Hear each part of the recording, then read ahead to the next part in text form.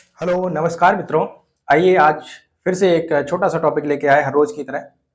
आज का टॉपिक आपका रहने वाला है class 12th physics second chapter स्थिर वैद्युत विभव और धारिता का जो आपका चैप्टर है उसमें हमने आपको दो वीडियोज आपके अपलोड हो चुके हैं जिसमें आपके हमने विद्युत विभव और बिंदु आवेश के कारण किसी बिंदु पर वैद्युत क्षेत्र की जो आपका वैद्युत विभव जो था वो हमने आपको निकालना बताया था। उसमें आज का वीडियो आप एक छोटा सा वीडियो है आपका जिसमें आप विद्युत विभवांतर के बारे में जानेंगे। विद्युत विभवांतर का जो फार्मूला होता है उसकी जो परिभाषा होती है, डेफिनेशन जो होती है, उसको कैसे डिफाइन करेंगे, उसके साथ साथ उसका जो विमीय सूत्र होता है वो और मात्रक की बात करेंगे। छोटा सा वीडियो रहने वाला है।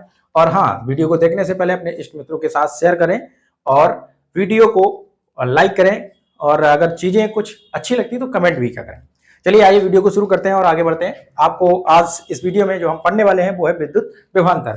पहले तो समझिए विद्युत विभवांतर क्या होता है। मैंने बोला जो भी आपकी परिभाषाएं होती हैं, अगर डायग्राम के माध्यम से जो परिभाषाएं हैं उनको आप डायग्राम के माध्यम से समझने की कोशिश करें और उसी से लिखने की आपको जो है कोशिश करनी चाहिए। जिससे क्या होता है कि आपको परिभाषाएं रटनी नहीं पड़ती हैं, आप परिभाषाओं को ऐसे याद कर सकते हैं। ठीक है, चलिए आइए आपको बताते हैं आपको परिभाषाएं कैसे लिखनी है। इसकी विद्युत विभव जो है आपका आज का विद्युत विभवांतर टॉपिक डालेंगे, इसको आप कैसे करेंगे। देखिए मैंने एक छोटा सा आपका डायग्राम बनाया रखा है, ये इधर रखा हुआ है आपका डायग्राम। इसमें देखो बात करेंगे, इसमें क्या है कि इससे बोलेगा आपको जो है विद्युत विभवांतर क्या होता है। विद्युत विभवांतर क्या होता है तो परिभाषा के लिए आप अगर आपने विद्युत विभव की परिभाषा पढ़ी हुई है तो आप उसी से रिलेट करके इसको करेंगे। दोनों में थोड़ा सा अंतर होता है और लेकिन परिभाषाएं इनकी लगभग सेम होती है।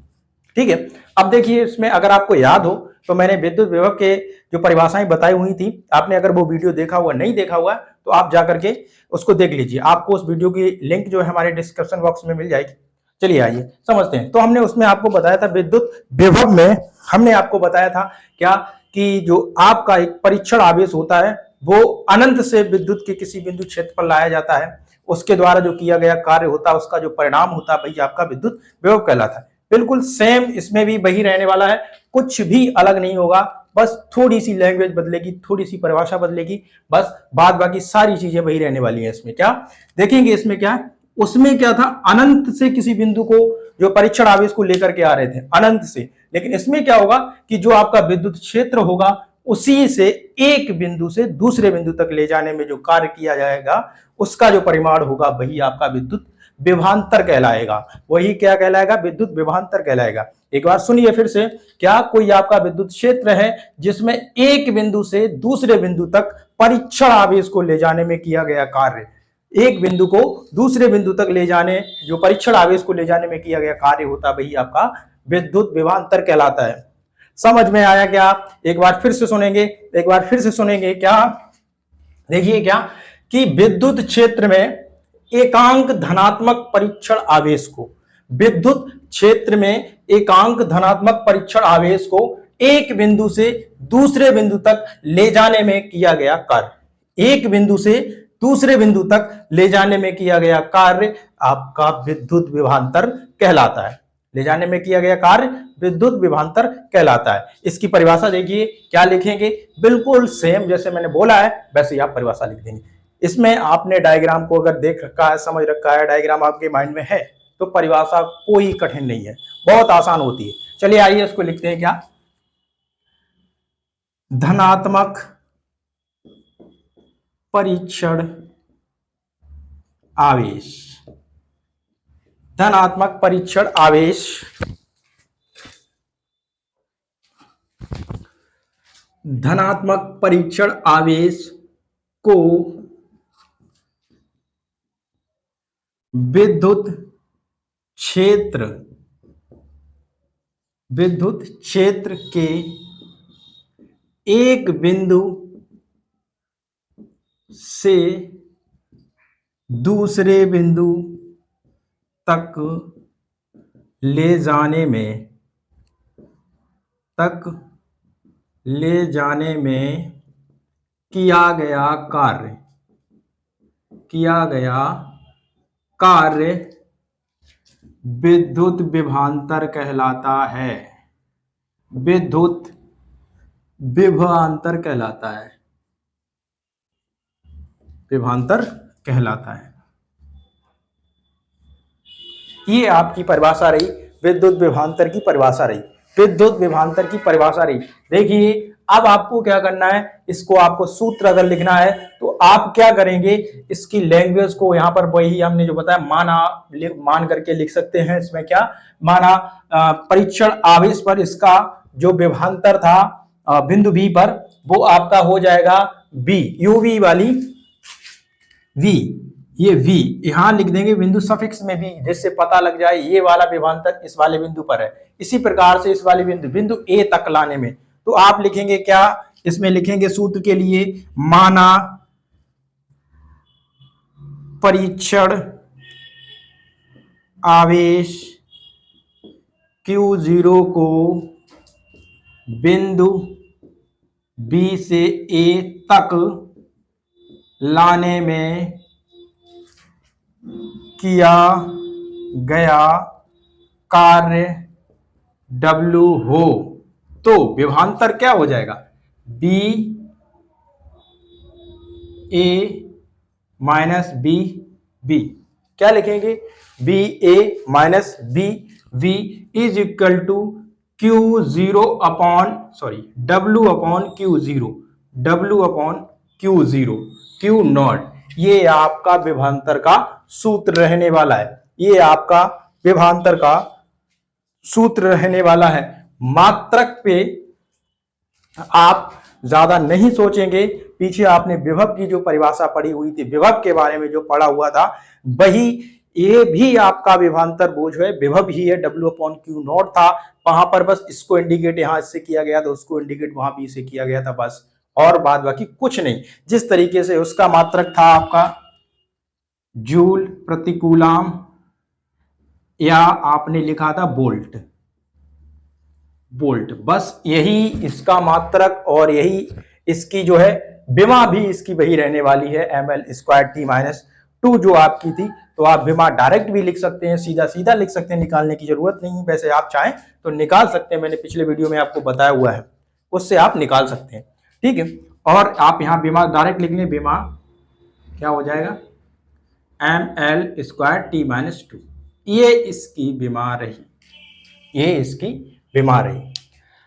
चलिए आज इस वीडियो में हमने आपको जो विभवांतर के बारे में बताया था, विद्युत विभवांतर के बारे में बताया था, वो विभवांतर कुछ भी नहीं है।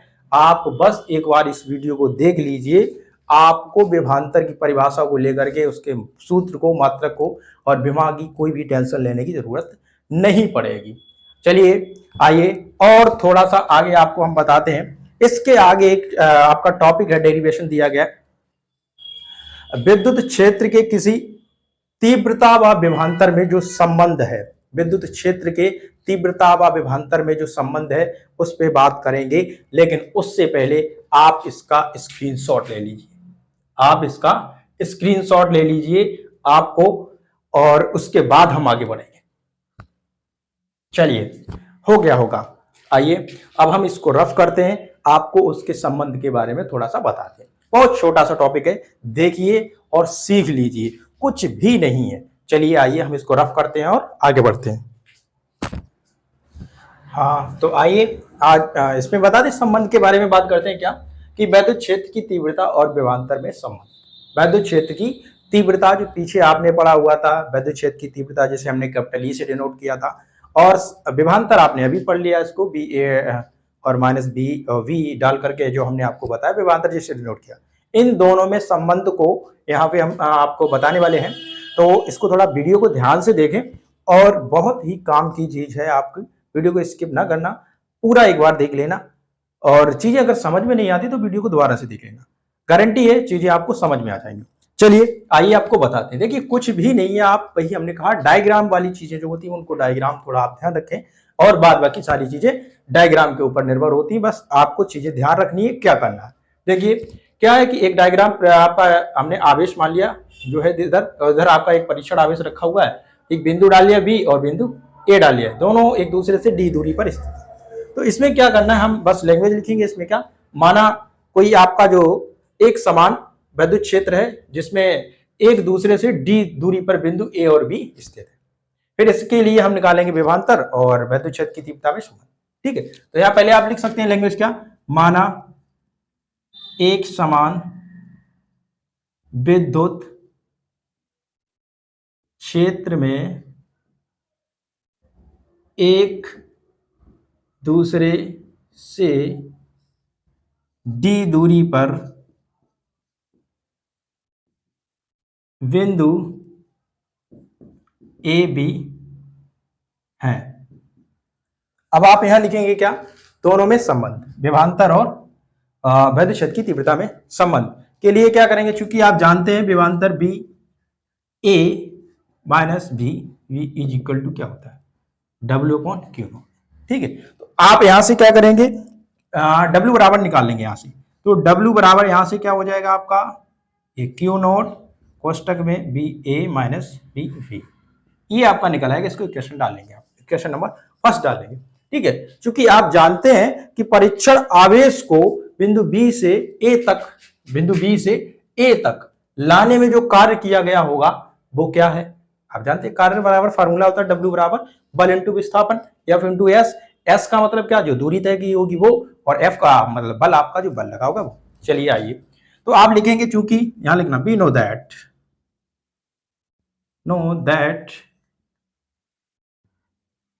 Q0 को, परीक्षण आवेश को B से क्या लिखेंगे, B से A तक लाने में किया गया कार्य क्या लिखेंगे, W is equal to F into S. ठीक है, F इंटू एस।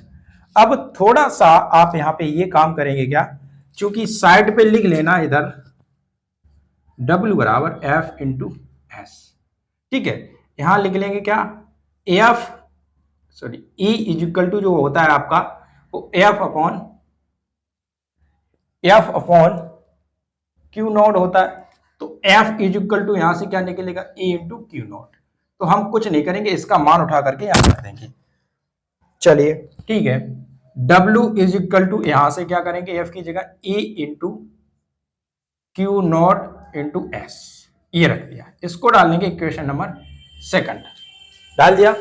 अब यहां आ जाइए, अब इधर आ जाइए। अब क्या करेंगे आप, अब यहां से जो W बराबर आपने जो मान रखा हुआ है वो हमने मान रख दिया इसका, क्योंकि W बराबर मान क्या लिखा हुआ है, अभी आपने लिखा हुआ इक्वेशन नंबर फर्स्ट, W बराबर जो रखा हुआ है उसको उठा करके 2 में रख देंगे। तो यहां लिखेंगे क्या, W का मान समीकरण 1 से 2 में रखने पर क्या लिखेंगे, जो आपका ये W बराबर मान निकाला हमने इक्वेशन नंबर फर्स्ट, उसको उठा करके 1 से 2 में रखेंगे। वहां पे जो आपका W का मान है उसे समीकरण इक्वेशन नंबर 2 में रखेंगे। ठीक है, तो आइए, जब यहां रखोगे W बराबर क्या हो जाएगा, यहां से ये वाला मान पूरा रखा जाएगा, ये वाला। तो यहां रखेंगे क्या, क्यू नॉट कोष्टक में आपका V A minus V V is equal to, बराबर में आपका यही चलता रहेगा, ये E into Q not into S, E into Q not into S. एक थोड़ा सा संशोधन करिए इसमें, एस जो हमने फार्मूला होता है वो लिख दिया था, लेकिन हमने यहाँ देखो विस्थापन कितना लिखा हुआ, डी, तो आप बस यहाँ पे डी लिखेंगे एस की जगह, और कुछ नहीं, यहाँ एस की जगह डी कर लीजिए आप बस। अब देखेंगे आप क्यू नॉट से क्यू नॉट कैंसिल हो जाएगा, तो B A minus B V is equal to, यहाँ से क्या निकलेगा, बी ए और B V is equal to, यहाँ से क्या निकलेगा, ई इंटू डी। अब आप अगर चाहें तो इसको यही संबंध इसमें दिखा दें, नहीं तो आप इसको ऐसे भी ले सकते, E इक्वल टू, अब D को इधर लाएंगे तो अपॉन में चला जाएगा, अपॉन में चला जाएगा, बस उसको लिखेंगे अपॉन में T। ये हो जाएगा आपका वैद्युत क्षेत्र की तीव्रता और विभवांतर में संबंध, वैद्युत क्षेत्र की तीव्रता और विभवांतर में संबंध। उम्मीद करते हैं आज का वीडियो आपको बहुत पसंद आया होगा और अच्छा लगा होगा, चीजें समझ में आई होगी, और अच्छा लगा है तो इस वीडियो को शेयर करें और चैनल को सब्सक्राइब कर लें अगले और ऐसे ही वीडियो के लिए। और मैंने जो बोला था आपको, अगर आपने विभवांतर या बिंदु क्षेत्र की तीव्रता के लिए जो हमने एक वीडियो बनाया हुआ नहीं देखा, तो आपको उन दोनों वीडियो की लिंक हमारे डिस्क्रिप्शन बॉक्स में मिल जाएंगे, आप वहां से उसको वीडियो को देख सकते हैं। इसके साथ साथ हमारे टेलीग्राम चैनल की भी आपको लिंक मिलेगी उसमें, और जो कुछ चीजें हम आपको टेलीग्राम पर शेयर करते हैं आप उससे भी पहुंचे, उस पर भी पहुंचे, उसको भी देखें। चलिए, आप इस वीडियो को देखकर जो हमने संबंध बताया आपको विद्युत क्षेत्र की तीव्रता, और उसमें समझ में आया होगा। और फिलहाल आज का वीडियो हम यहीं समाप्त करते हैं और मिलते हैं एक नए वीडियो में नए टॉपिक के साथ। तब तक के लिए धन्यवाद।